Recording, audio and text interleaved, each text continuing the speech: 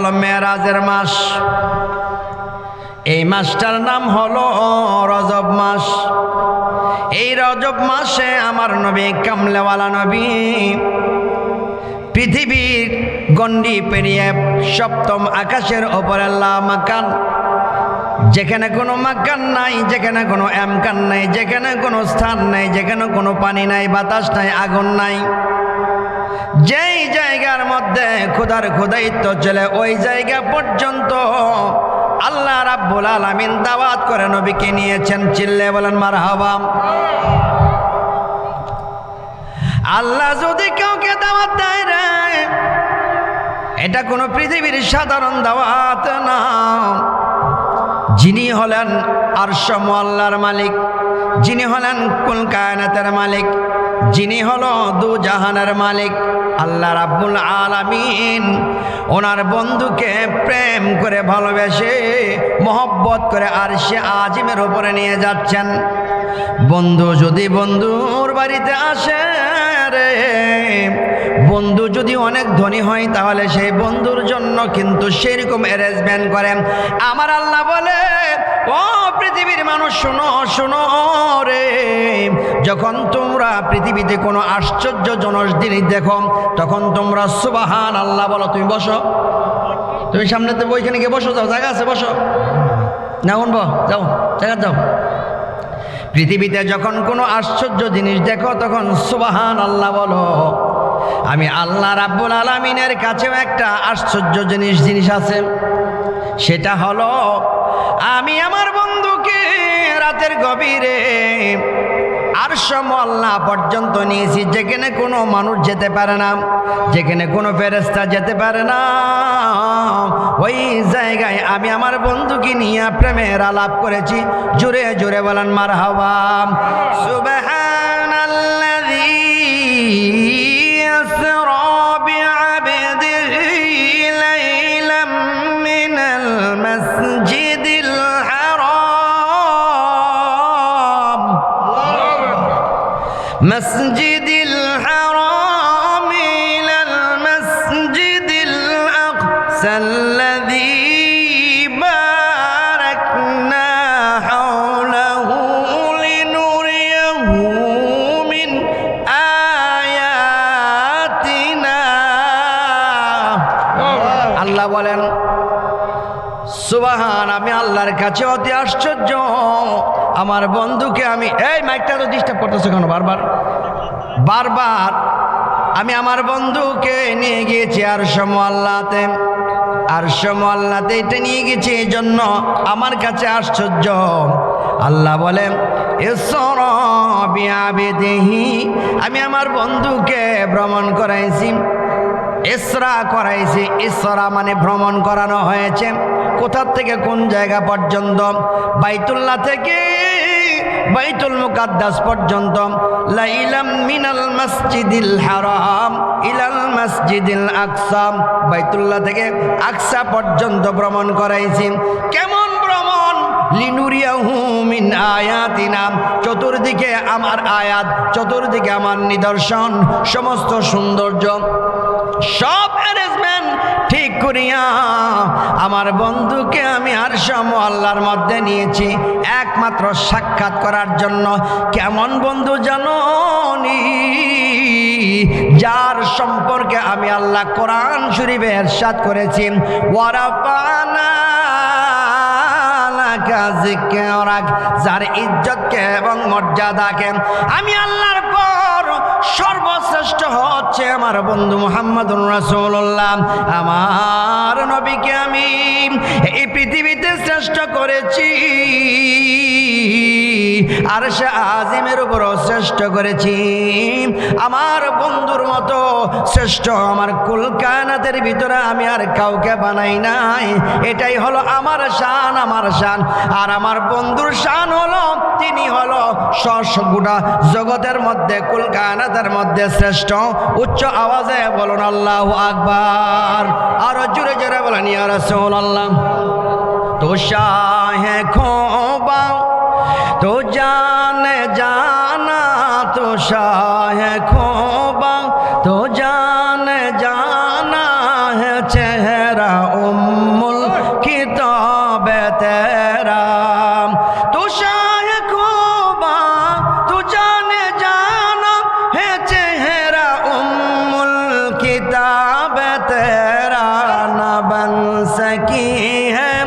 न बन सकेगा मिसाल तेरे जवाब तेरा मुल ले नयो सपनों खुद आप की बिक जा दे तकलीद जुलेखा जब तस्वीर मोहम्मद दियो के दीना बन सकी है न बन सकेगा मिसाल तेरे जवाब तेरा उच्च आवाजे बोलुन ना मरहबा বাইতুল্লাহ থেকে বাইতুল মুকাদ্দাস যখন যায় প্রতিমধ্যে মুসা আলাইহিস সালাম এর রওজা মোবারক পাওয়া গেছে জিবরাইল আমার নূরের নবীকে ডাক দিয়া বলে নবী গো মাদায়েন নামক একটা জায়গার মধ্যে এখানে দাঁড়ান আপনাকে নামাজ আদায় করতে হবে এবং জিয়ারত করতে হবে নবীজি সেখানে দাঁড়াইলেন 2 রাকাত নামাজ আদায় করলেন এবং জিয়ারত করলেন এই যে হযরতে মুসা কালিমুল্লাহর রওজা মোবারক জিয়ারত করলেন নবী আমার জিয়ারত করেছেন বোঝা গেল জিয়ারত করাটা হলো নবীর সুন্নত জোরে জোরে বলেন সুবহানাল্লাহ রুইয়া ইবনে আবি শাইবা আনিন নবী সাল্লাল্লাহু আলাইহি সাল্লাম কানা ইয়াতি কুবুরুশ শুহাদাই আলা রাসি কুল্লি হাওলিন হযরত রাসূলুল্লাহ বলেন উহুদের ময়দানে যে সমস্ত সাহাবায়ে কেরাম শাহাদাত বরণ করেছিল নবীজি প্রতি বছর ওই শাহাদাতকৃত সমস্ত সাহাবীদের রওজার পাশে দাঁড়ায় চোখের পানিগুলি ছেড়ে দিয়ে কাঁদতেন বোঝা গেল নবীজি যদি জিয়ারত করে আমাদেরকেও মাজার জিয়ারত করতে হবে কথা বলেন ঠিক কিনা মা বাবার কবর মাজার শরীফ এগুলি জিয়ারত করব আজকে মাজারগুলি ভেঙে ভেঙে ফেলা হচ্ছে আল্লাহ রাব্বুল আলামিনের ফেরেশতারা ছবি তুলে রাখতেছেন কারা তোমরা এগুলি করছো একদিন না একদিন তোমাদের বিচার হবে কি হবে না আল্লাহর মারফাসের বাইরে সব ঠিক হয়ে যাবে ইনশাআল্লাহ বন্ধুরে আমার নূরের নবীজি জিয়ারত করার পর বাইতুল মুকাদ্দাসে যখন গেলেন সংক্ষেপ যাবার পর আল্লাহ রাব্বুল আলামিনের পক্ষ থেকে জিবরাইলকে জানানো হয়েছে রে জিবরাইল আমার বন্ধুকে নিয়ে বাইতুল মুকাদ্দাসের ভিতরে গিয়ে নামাজ আদায় করবেন জিবরাইল আলাইহিস সালাম নবীকে বলেন ইয়া রাসূলুল্লাহ নবীজি এই বাইতুল মুকাদ্দাসের ভিতরে আপনাকে আজকে ইমামতি করা লাগবে জিবরাইল কার ইমামতি করব জিবরাইল বলে এই পৃথিবীর কোনো সাধারণ মানুষ নয় রে আল্লাহর পক্ষ থেকে যত পয়গম্বরগণ এই পৃথিবীতে আগমন করেছিল 1 লক্ষ মতান্তরে 2,24,000 পয়গম্বর যারা এই পৃথিবীতে আগমন করেছেন এটা তো পরেও করা যায় তো ভাষণ দিতে থাকেন আমিও কই আপনি কইতে থাকেন দুন রাক্ষস চলুক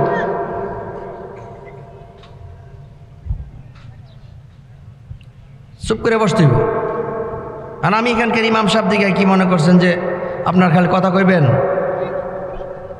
আমরা কি মসজিদে কথা বলি তাহলে কথা হবে কি জন্য আওয়াজ করে বলেন আল্লাহু আকবার আরো জোরে বলেন ইয়া রাসূলুল্লাহ এই পৃথিবীর কোনো সাধারণ মানুষ নয় জীবিত কোনো মানুষরা আসবে না আজকে আপনার পিছনে কেন নবীজি এমন কতগুলি মানুষেরা এমন কতগুলি মানুষ নামাজ আদায় করবে যারা এই পৃথিবী থেকে অনেক আগেই চলে গিয়েছেন হযরতে আদম সফিউল্লাহ থেকে নবীজি আপনার আগ পর্যন্ত যত পয়গম্বরগণ আসছেন সমস্ত পয়গম্বরেরা আপনি নবীর পিছনে আজকে নামাজ আদায় করবে আল্লাহু আকবার ইমামুল মুরসালিন সমস্ত নবীদের ইমাম এই জায়গা থেকে উর্দু আকাশের দিকে রওনা করলেন এই যে বাইতুল্লাহ থেকে উর্দু আকাশের বাইতুল মুকাদ্দাস থেকে উর্দু আকাশের দিকে যাচ্ছেন এটাকে বলা হয় মেরাজ আর বাইতুল্লাহ থেকে বাইতুল মুকাদ্দাস পর্যন্ত যে ভ্রমণটা করলেন এটাকে বলা হয় ইসরা যেহেতু কোরআন শরীফের সূরা বনী ইসরাইলের প্রথম আয়াতে এটা বলেছেন ইসরা বলেছেন তাহলে মেরাজ কোথায় বলল মেরাজ বলছে বুখারী শরীফে কিতাবুল মেরাজ একটা অধ্যায় আছে বাংলা পিডিএফ ফাইলও আছে আপনার বুখারী শরীফ আর মূল কিতাব তো 2 খণ্ড মূলত এটা আরবি ইবারত যারা বাংলাতে পড়তে পারেন পিডিএফ বাড়ি করবেন 6ষ্ঠ নাম্বার খণ্ডের মধ্যে 3600 থেকে শুরু করে হাদিসগুলি খুঁজলে এখান থেকে প্রায় 20-50টা হাদিস খুঁজলে এত বড় লম্বা একটা হাদিস পাবেন মেরাজ সম্পর্কে এটার নিচে আর একটা হাদিস আছে দুইটা হাদিস, এই দুইটা হাদিসের মধ্যে সবচেয়ে সর্বশেষে যে হাদিসটা আছে এটার মধ্যে প্রমাণ বহন করে যে নবীজি স্বপ্নযুগে নয় বরং সশরীরে মেরাজ করেছেন। অনেকে বলে স্বপ্নযুগে, স্বপ্নযুগে যে নয় তার প্রমাণ ওই বড় হাদিসটার নিচে একটা ছোটো হাদিস আছে, ওইটার মধ্যেই, যেহেতু মসজিদে আমি লিখে নিয়ে আসি, এখন তার লেখার সুযোগ পাইনি, মাদ্রাসার থেকে আসছে, আজকে মাদ্রাসা ভর্তি চলছে, রেজাল্ট দেওয়া হয়েছে। তাহলে ওইটার মধ্যে লেখা আছে রাসূলুল্লাহ সরাসরি যে আল্লাহর সঙ্গে সাক্ষাৎ করতে গেছে তার প্রমাণ, ছেলে বলো মারহাবা। আর ওই বড় হাদিসটার ভিতরে আছে যে রাসূল পাক সাল্লাল্লাহু আলাইহি সাল্লামকে নিয়ে এই সপ্তম আকাশের দিকে রওনা করলেন। সংক্ষেপ, নবী আমার পৃথিবী থেকে যখন সপ্তম আকাশের দিকে রওনা করলেন, প্রথম আসমানে যাওয়ার পর হযরত আদম সফিউল্লাহর সঙ্গে সাক্ষাৎ। নবীজি আদম সফিউল্লাহকে সালাম দিলেন, আগে সালাম দিয়েছেন। সুবহানাল্লাহ বলেন। আমার নবী আগে সালাম দিয়েছেন, নবীর শিক্ষা আগে সালাম দেওয়া। আমার নবীকে কেউ কোনোদিন আগে সালাম দিতে পারে নাই। সাহাবায়ে কেরাম পাহাড়ের চিপায়, পাথরের চিপায়, দেওয়ালের চিপায় দাঁড়ায় থাকতো নবীকে আগে সালাম দেওয়ার জন্য। কিন্তু তিনি যে গায়েবের খবর দেনেওয়ালা, তিনি তো জানেন যে কে কোথায় আছে। মাথা পার করার আগে নূরের নবীজি আগেই সবাইকে সালাম দিয়ে দিতেন। নবীজি আগে সালাম দিত। আর আমরা মুসলমানেরা এখন তো এমনও আছে যে মুরব্বীদেরকে ছোটো বাচ্চারা, ছোটোরা সালাম দেয় না, যুবকরা সালাম দেয় না, রাস্তাতে হাইটা যায়, মুরব্বী চিনে না এমনভাবে জায়গা। আবার এমনও অনেক আছে আবার বিড়ি সিগারেট ধরে খাইতে খাইতে যায়, আছে না নাই? মহান নাই। হেঁটে চলা ব্যক্তি বসে থাকা ব্যক্তিকে সালাম দিবে। বসে থাকা ব্যক্তি যদি রাস্তার পারে এমনিতে বসে থেকে তার অন্য কোনো কাজ না থাকে, মিশকাত শরীফের হাদিস, তাহলে তার কাজ হলো দুইটা। এক নাম্বার, যত মানুষ দেখবে সবাইকে সালাম দেবে। আর কেউ যদি ভারী কোনো জিনিস নিয়ে যায় সেইটা সে বহন করে আজ্ঞায় দিবে। দুই কাজ ছাড়া রাস্তার পাশে এমনিতে সাধারণভাবে বসে থাকা একদম নিষেধ। গাড়িতে চড়া ব্যক্তি, হেঁটে যাওয়া ব্যক্তিকে সালাম দিবে। মজলিসে যেই ব্যক্তি আসবে বৈঠকের মধ্যে সে আগে সালাম দেবে। মুরব্বীদেরকে সাধারণ যুবকেরা সালাম দেবে, আবার যুবকদেরকে মুরব্বীরা সালাম দিবে শিক্ষা দেওয়ার জন্য। আমাদের তো এমনও হুজুর আছে দেখবেন যে রাস্তাতে কোনো মুরব্বী যায় তারা সালাম দিবে না। নবীর সুন্নত রাহমাতুল লিল আলামিন, দুজাহানের বাদশা নবীর থেকে তো আর বড় কেউ নাই। সেই নবী যদি সালাম দিতে পারে তাহলে তুমি কে? তুমি কে? তুমি কেউ না। নবীর থেকে বড় হইছো, তুমি সালাম দিতে পারো না কেন? এটা তো গেলে এক সমস্যা। আরেকটা সমস্যা আছে, সালাম দিলে উত্তর দে না। সালাম দিলে উত্তর দে না। আল্লাহর নবী বলেন সালাম যদি কেউ যদি সালাম দেয় তাহলে আল্লাহর নবী বলেন সালামের জবাবটা তুমি শুনিয়ে দাও, সে যেন মনে শান্তি পায়। এটা লাগতো না, কি সমস্যা নাই তো, এটা কি দিলে কি দিব না দিলে মাসটা ওয়াজ করার সুযোগ দিন একটু সংক্ষেপ।